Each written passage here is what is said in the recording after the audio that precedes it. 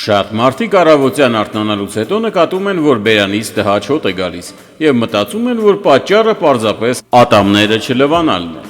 Բայց շատ դեպքերում խնդիրը միայն բերանի խոռոչի հետ կապված չէ, դրա պատճառը կարող են լինել օրգանիզմում տեղի ունեցող տարբեր գործընթացներ, որոնց մասին շատերը նույնիսկ չեն մտածում։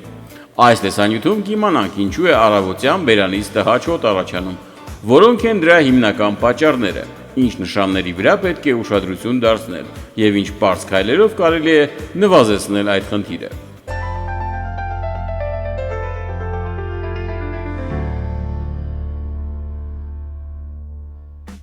Մինչև բերանում տհաճ հոտի պատճառներին անդրադառնալը, մեկնաբանությունում գրեք, ինչ գանգատներ ունեք, գրեք նաև ձեր տարիքը, և մեր մասնագետները անվճար կառաջարկեն լավագույն լուծումները և լավագույն խորհուրդները կտրամադրեն, չմոռանաք նաև հավանել այս տեսանյութը։ Իսկ հիմա անցնենք բերանում տհաճ հոտի առաջացման պատճառներին։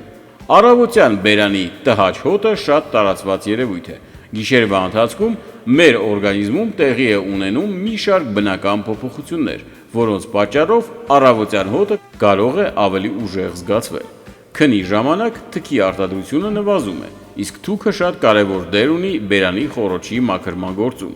Այն օգնում է հեռացնել սննդի մնացորդները և սահմանափակել որոշ բակտերիաների ակտիվությունը։ Երբ մենք քնած ենք, բերանը դառնում է ավելի չոր, իսկ չոր միջավայրում որոշ բակտերիաներ ավելի ակտիվ են աշխատում։ Հենց այդ գործընթացների արդյունքում կարող են առաջանալ այն նյութերը, որոնք ունեն տհաճ հոտ։ Այսինքն,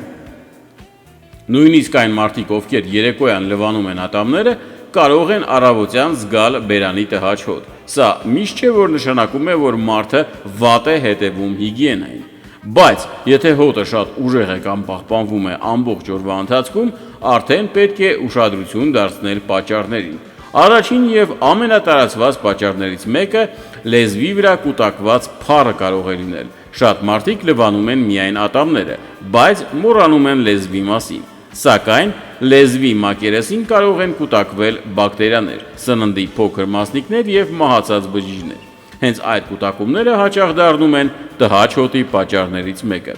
Այդ պատճառով բերանի խնամքը պետք է ներառի ոչ միայն ատամների մաքրում, այլ նաև լեզվի մաքրում։ Մյուս տարածված պատճառը լնդերի և ատամների խնդիրներն են։ Ատամների արանքում մնացած սննդի մասնիկները, ատամնափառը կամ լնդերի բորբոքումը կարող են առաջացնել տհաճ հոտ։ Շատ մարդիկ երկար ժամանակ չեն նկատում լնդերի խնդիրները, քանի որ միշտ չէ, որ ցավ է լինում, բայց բերանի տհաճ հոտը երբեմն կարող է լինել առաջին ազդանշանը, որ պետք է ուշադրություն դարձնել ատամներին և լնդերին։ Մեկ այլ կարևոր պատճառ է բերանի չորությունը։ Որոշ մարդիկ քնի ընթացքում շնչում են բերանով, հատկապես եթե ունեն քթի փակվածություն կամ քնի հետ կապված խնդիրներ։ Այդ դեպքերում բերանը ավելի է չորանում, իսկ դա նպաստում է բակտերիաների ակտիվացմանը։ Բերանի չորություն կարող է առաջանալ նաև քիչ ջուր խմելու, որոշ դեղերի օգտագործման կամ այլ պատճառների հետևանքով։ Այդ պատճառով առավոտյան արթնանալուց հետո առաջին կարևոր քայլերից մեկը օրգանիզմը ջրով ապահովելն է։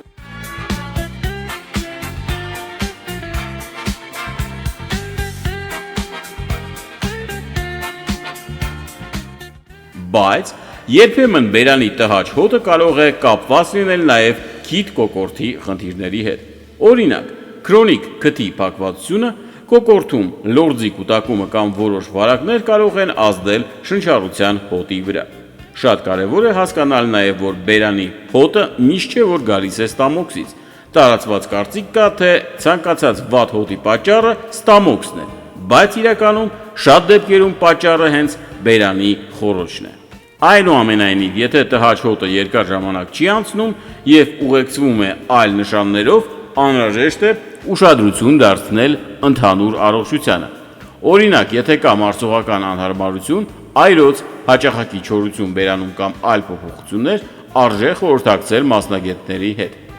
Իսկ ինչ կարելի է անել առավոտյան բերանի տհաճ հոտը նվազեցնելու համար։ Առաջին հերթին պահպանել բերանի ճիշտ հիգիենա։ Պետք է օրական առնվազն 2 անգամ մաքրել ատամները, չմոռանալ լեզվի մաքրման մասին և հնարավորության դեպքում օգտագործել ատամնաթել, ատամների արանքներում մնացած մասնիկները հեռացնելու համար։ Երկրորդ, խմել բավարար քանակությամբ ջուր։ Ջուրը օգնում է պայքարել բերանի չորության դեմ և նպաստում է բնական մաքրմանը։ Երրորդ, ուշադրություն դարձնել սննդակարգին։ Որոշ մթերքներ կարող են ժամանակավորապես ուժեղացնել բերանի հոտը, օրինակ սոխը, սխտորը կամ որոշ ուժեղ համեմունքներ։ Բացի այդ, կարևոր է չանտեսել ատամնաբույժի այցելությունները, որովհետև երբեմն խնդրի իրական պատճառը կարող է լինել այնպիսի խնդիր, որը մարդը ինքնուրույն չի նկատում։ Հիշեք, առավոտյան թեթև տհաճ հոտը շատերի մոտ բնական երևույթ է, բայց եթե այն շատ ուժեղ է, երկար է պահպանվում կամ փոխվել է սովորականից, դա արդեն ազդանշան է, որ պետք է ուշադրություն դարձնել։